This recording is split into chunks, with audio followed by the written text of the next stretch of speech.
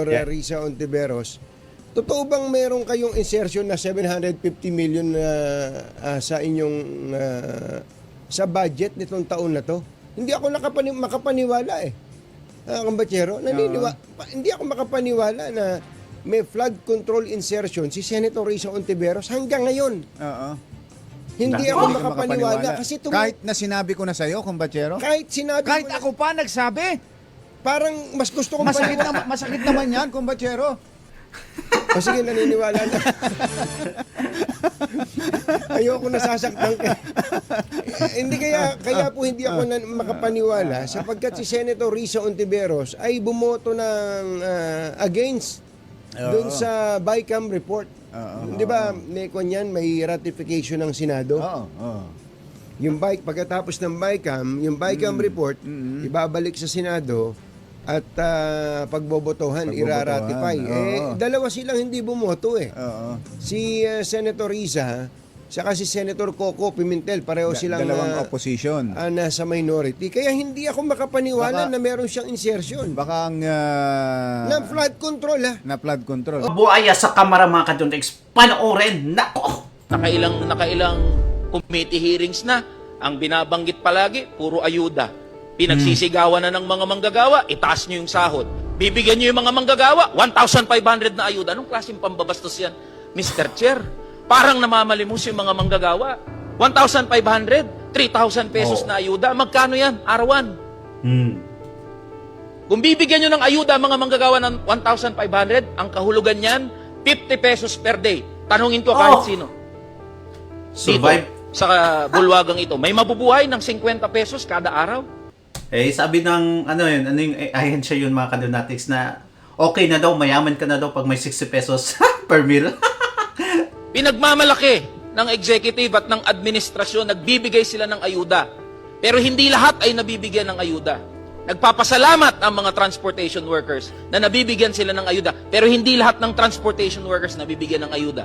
Pero ano ang tindig ng administrasyon sa mga manggagawang minimum wage earners at sa mga middle income earners na iwan sa kangkungan? Hindi prioridad ng executive at ng administrasyon ang mga manggagawa. Karamihan ho, ang mga opisyal ho natin, kumikita, sumasahod, 200,000-300,000 kada buwan. Tama! Di ba? Kaya Grabe, hindi laki. nila alam mabuhay gaya ng isang minimum wage earner. Lalong-lalo sa panahon ngayon na may krisis tayo.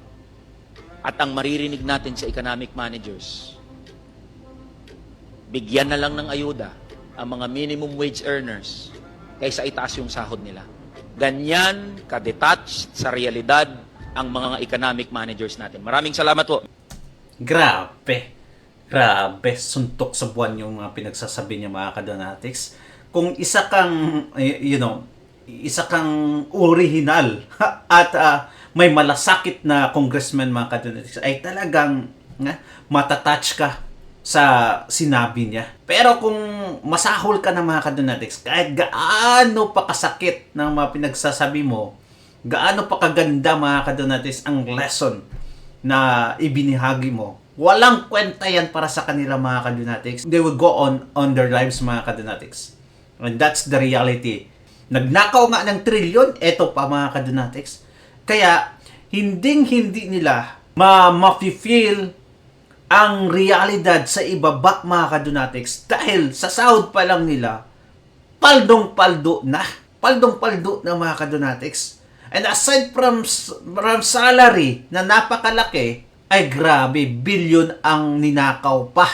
How can they even relate to us mga kadonatics na napaka liit ng kita? Tama yung sabi niya mga kadonatics. Instead na taasan yung sahod, mamimigay na lang sila ng ayuda.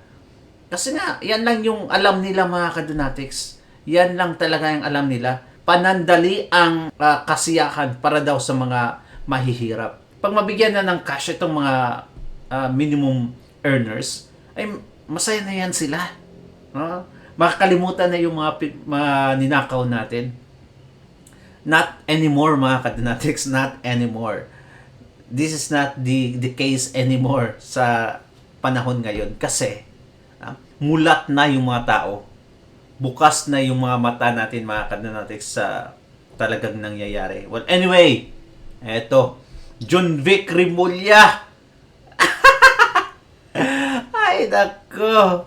Pero yun naman mga kadonatics, ito si John Vic, nagpatupad ng, no drink, or walang inuman sa labas. Okay naman yan mga kadonatics, walang problema. At hindi pwedeng lumabas ng bahay na topless. Walang damit pang itaas mga kadonatics.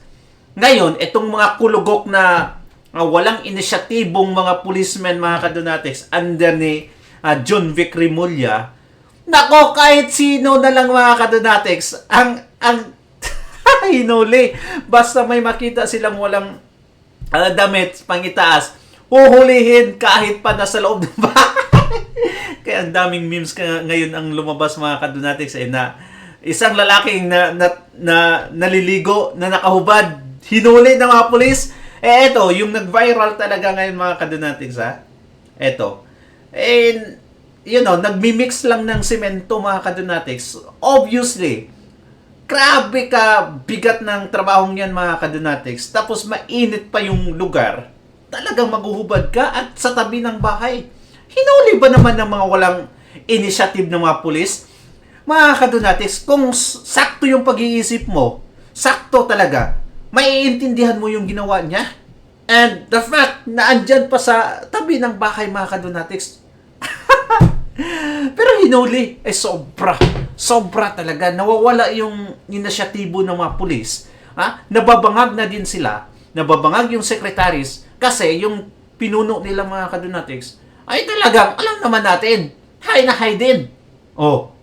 Kanya, domino effects mga kadonatics. Grabe. So, ang sinabi ngayon ni John Vic Rimulya, ako po ay humihingi ng paumanhin.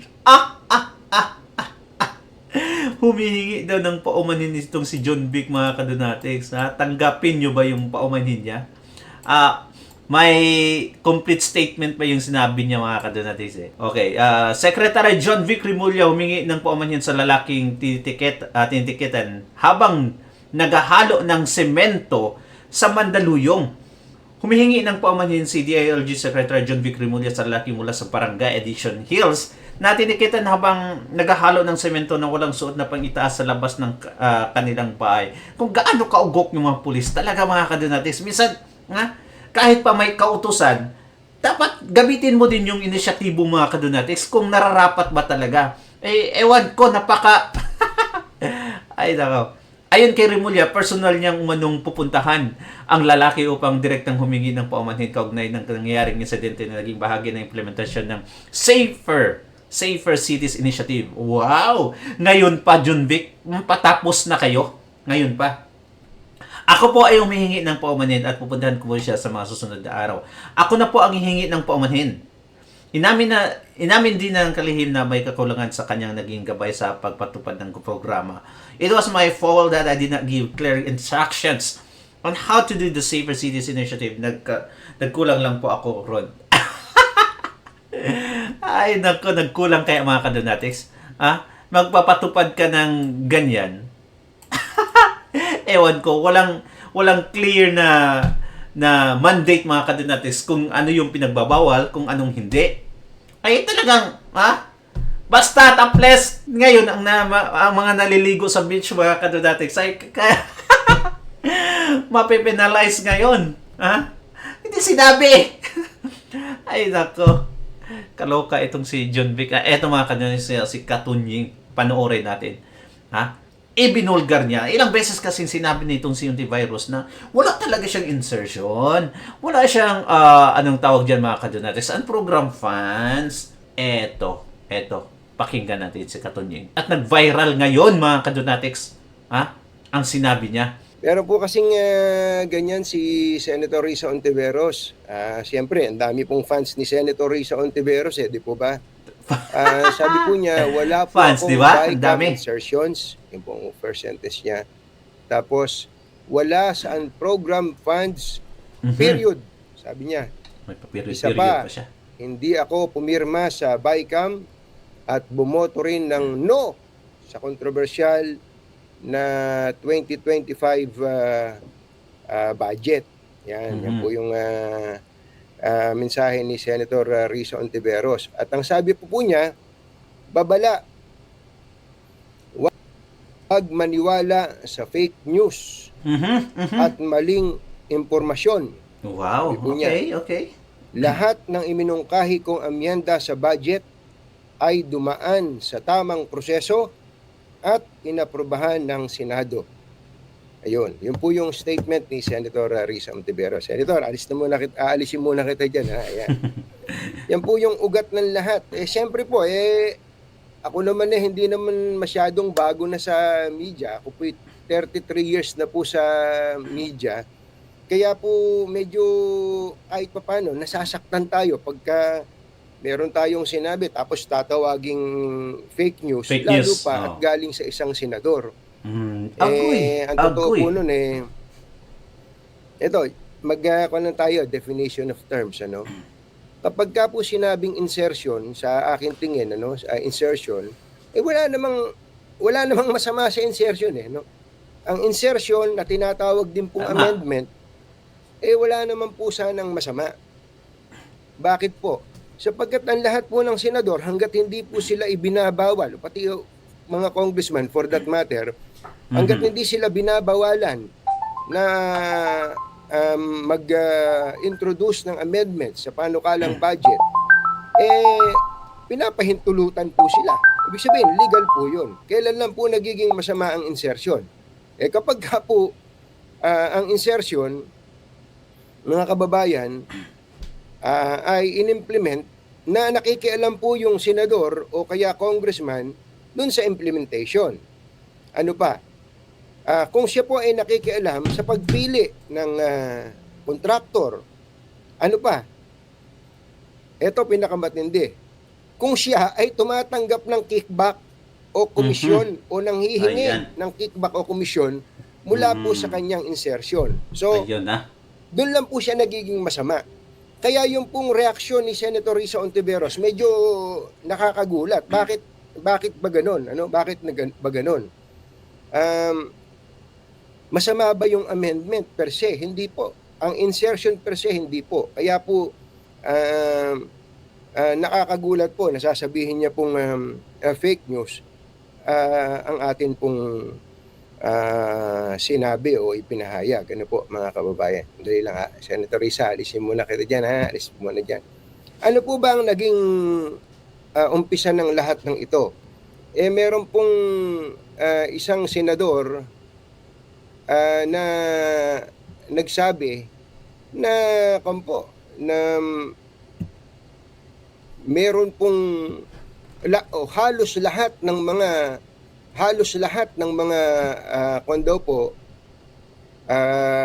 senador ay meron pong insertion.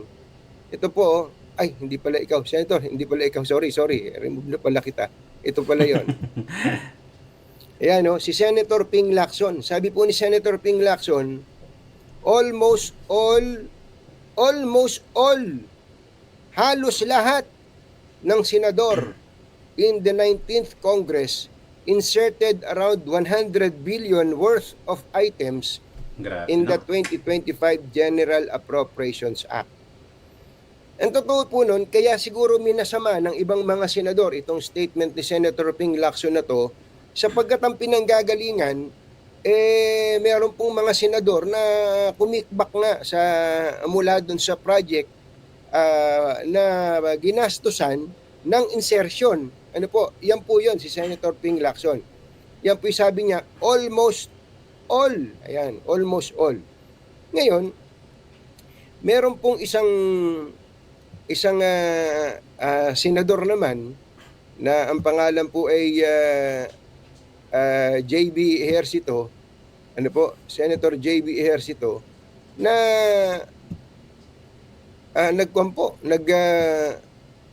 pa-interview sa atin.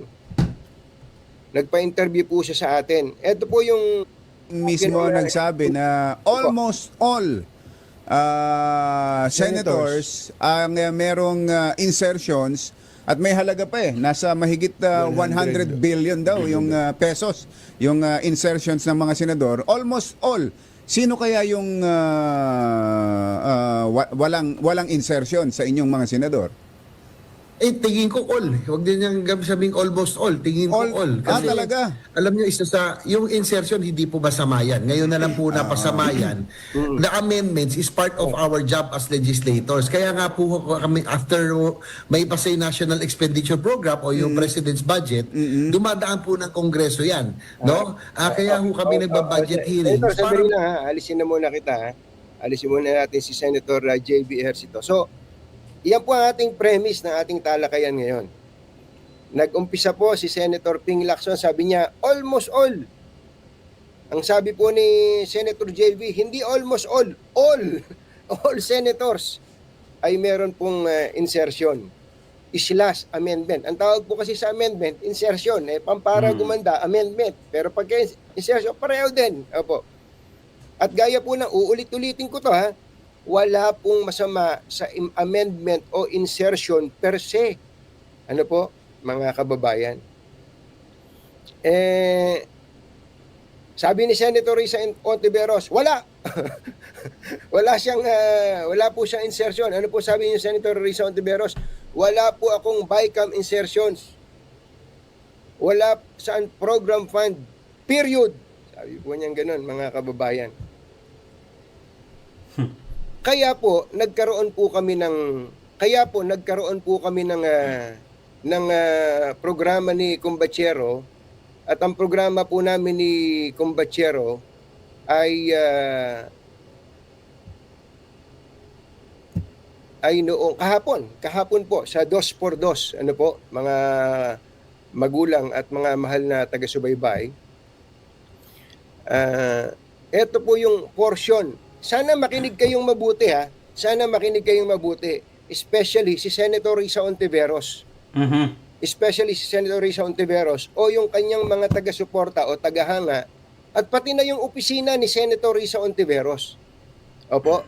Andito po yung bahagi na aming talakayan ni Kumbatserong Jerry Bahay. Narito po. Pakinggan po ninyo. Narito po. Parang nawala. Risa Ontiveros, totoo bang meron kayong insertion na 750 million sa inyong sa budget nitong taon na to? Hindi ako makapaniwala eh. Kumbatsero, hindi ako makapaniwala na may flood control insertion si Senator Risa Ontiveros hanggang ngayon. Hindi ako makapaniwala kasi kahit na sinabi ko na sa'yo, Kumbatsero. kahit sinabi Kahit mo na, ako pa nagsabi. parang mas gusto kong Masakit naman yan, Kumbatsero. O sige, naniniwala na. Ayoko nasasaktan ka. Hindi kaya po hindi ako makapaniwala sapagkat si Senator Risa Ontiveros ay bumoto ng against doon sa BICAM report. Di ba, may ratification ng Senado? Yung pagkatapos ng BICAM report, ibabalik sa Senado at pagbobotohan, iraratify. Dalawa silang hindi bumoto eh. Si Senator Risa, saka si Senator Coco Pimentel, pareho silang dalawang opposition. Nasa minority. Kaya hindi ako makapaniwala na meron siyang insertion. Baka ang Na flood control ha. na flood control. Oo. Baka iniisip niya hindi, ano lang to. Yun ang ceremonial function lang ng opposition. Ganon? Baka Parang ganon. ministerial sa parte ministerial. nila. Kaya lang, yun nga eh. Hindi kaya may ibang nagparking din kay Yun eh. Senator Risa? Wala naman Nako. sa garahe eh. Patay. Ikaw nga magpaliwanag, Senator Risa. Bakit nga ba? Senator, makisuyo. Pero hindi natin nilalagyan ng Malaysia yung pagkakaroon niya ng flood control na parang ang ibig sabihin kasi ngayon pag nagkaroon ka ng flood control project sa iyong insertion, nangungumisyon ka na kagad eh. Kaya nga, yun yung ating sinasabi. But to be fair kay Senator Risa Ontiveros, hindi lang 750 million ang kanyang insertion sa flood control. hindi Sa lahat na. sa buong budget Nasa 3 point ano siya? mahigit 3 billion, 3.0 1 billion. 1 billion, ano? Tingnan ko na nga Sige nga, ikaw Grabe. lang masabi, oh. Kaya nga, tahimik itong si Demonyitang Ontiveros mga kadanatik sa flood control anomalies kasi siya mismo mayroon. Ayaw niya mga kadonatics na ay talagang kung ayaw niyang parang kasi kung magsasalita siya mga kadonatics, it's like burning his own it's like burning herself mga kadonatics. Kasi kung magsasalita siya, para lang sinasabi niyang, kasi kung magsasalita siya mga kadonatics, it's like burning her own self. Hindi ako makapaniwala. Hanggang ngayon, hindi ako makapaniwala. Luis Ontiveros, mga magulang at mga mahal na mga taga-subaybay, ang kanyang kabuuang budget Saan mo ba nakuha yan? para sa 2025. Natawagan mo na ba, national budget. Yuel? Natawagan mo na ba Ito. sa Ontiveros? 3 billion, 3.035 billion. 3 3.035 billion, 35 million and then 800,000 to be exact. Yun ang insertion. Yun ang insertion. O yung, Kabuuan. yung amendment. Oo, yung Tapos insertion ang, or amendments. Tapos ang kanyang flood control insertion Ay nasa out of the more than 3 billion, 700, nasa 715 million. Ayun. Oo. Pakitanong nga Baka natin. na-parkingan lang siya ng Baka iba nga eh. nailagay sa pangalan niya pero hindi naman pala Nako. sa kanya. Hindi ba? Nako, May mga patay. ganun eh. Kaya ganun yung ating... Ayun naman. Oh. Sana napakinggan nyo, pinlay na namin yung mismong portion na dahilan kung bakit nagwawala itong mga supporters ni Senator Risa Ontiveros. At sana naman yung mga nanonood sa ating ngayon, pinakinggan nyo mabuti. Ano sabi ko doon, kumpatsero, hindi ako makapaniwala. Parang hindi ako makapaniwala kasi naman, paano ka naman maniniwala na may insertion, especially sa flood control, si Senator Risa Ontiveros, ang tingin natin sa kanya, talagang hindi siya papayag dito. Especially ito ang pinakamainit na usapin ngayon, mga kababayan. Ano po?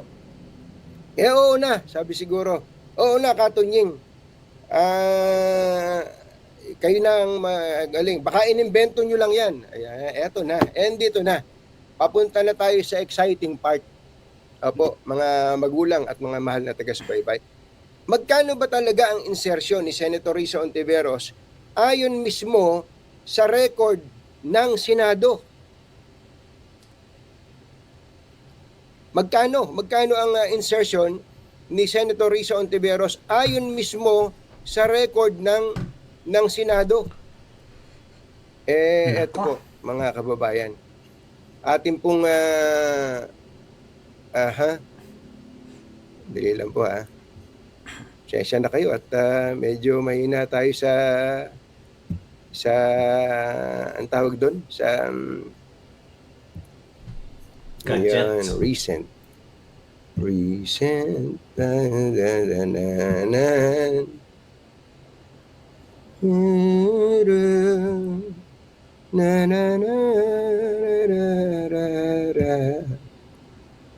Eto.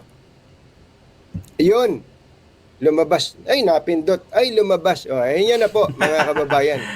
Alam. So, yan po yung Malaki. ilan sa mga insertions 3 point o amendment ni Senator Risa Sir, Ontiveros 3 ayon billion, mismo 35 sa million. record ng Senado. Grabe. Ano po? Ayan po. Yan po ay 100,000. ang total po, pag nakita ninyo, mga kababayan, ay andito, nakikita niyo po ba to? Yan, itong iniikutan ko na yan. 3 billion 35 Lagyan natin. million 800,000. Ayan. Oh. Tapos andyan po yung mga yung mga project. Andyan po yung project.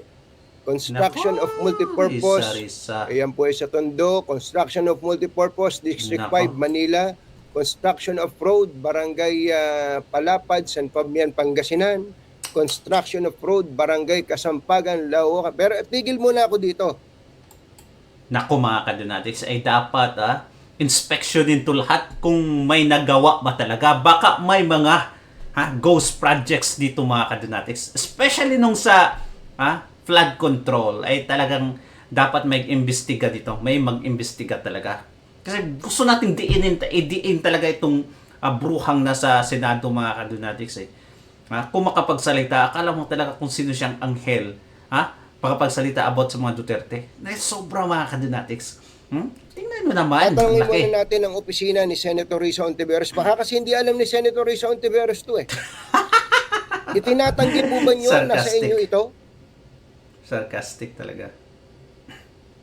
Yun po ang tanong ko. Itinatanggi po ba ninyo na ito po ay amendment o insertion ni Senator Risa Ontiveros?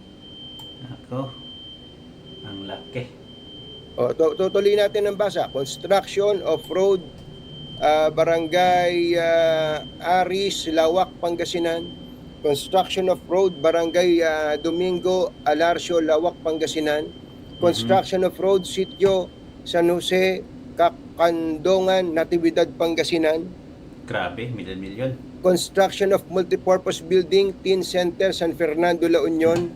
Okay. Ayan po yung presyo. Ayan o, 20 million to.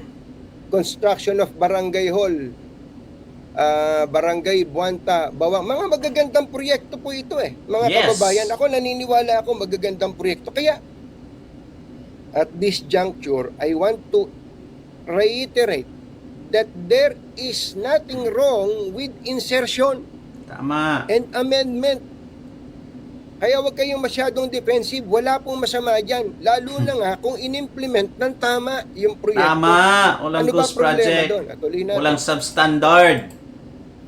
Construction of Barangay Hall, Barangay Bawanta, La Union. Construction of City Pavilion for 1 Bonuan, Dagupan City, Pangasinan. Phase 3, 30 million.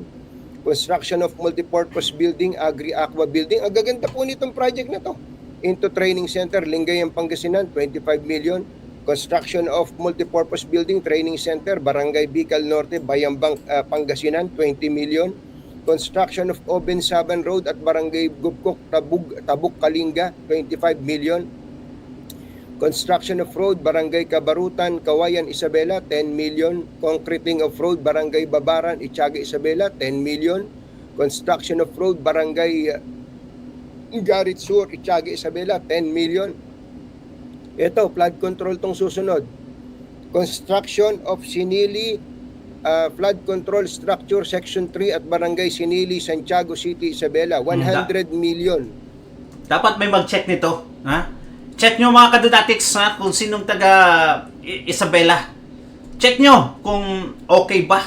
Wala bang problema sa proyektong na to. Yan po first page pa lang. Alis ka nga muna dyan. First First page page. pa. Alisin ko lang tong first page na to. First page. Page 1. Aalisin ko na po muna ha. Okay? Aalisin ko po muna mga kababayan. Itong remove. Kahit ako, mga kadunatics, kung isa akong senador, ay talagang mag-insert ako ng budget para makatulong naman, mga kadunatics. Ay talaga, yan naman talaga ang purpose, makatulong. Ang problema lang, mga kadunatics, baka hindi na-implement ng itong mga proyektong ito. Kaya dapat isa-isahin itong mga senador kung na-implement ba yung mga proyekto nila, mga kadunatics, na in-insert. Kasi kung makapag-investigate sila sa isang vice president na 125 million confidential fund, ay talagang, mga kadunatics, parang sinasabi nila na si Inday Sara Duterte na ang pinakamasamang tao sa balat ng lupa. Grabe! Can you imagine? Every year na lang, mga kadunatics, sinasampahan siya ng not only one case, but more cases of impeachment, mga kadunatics, dahil sa 125 million na yan. Tapos ito, mga billion ang insertion, wala man lang nag-imbestiga. See the difference, mga kadunatics? Ganyan katindi ngayon ang bansang Pilipinas. Sobrang tindi. Ayaw ko nang ipagpatuloy, mga kadunatics. Bisitahin and tune in kay Tunying, mga kadunatics, na channel sa YouTube. At doon yung makikita yung kabuuan ng video. Thank you so much, mga kadunatics, at ingat palagi. isang matindihang comment sa section, comment mga kadonatics patungkol sa kay Bruhang Hontiveros na yan. At babasahin natin yan. Don't forget to like and subscribe. God bless you mga kadonatics. Bye-bye.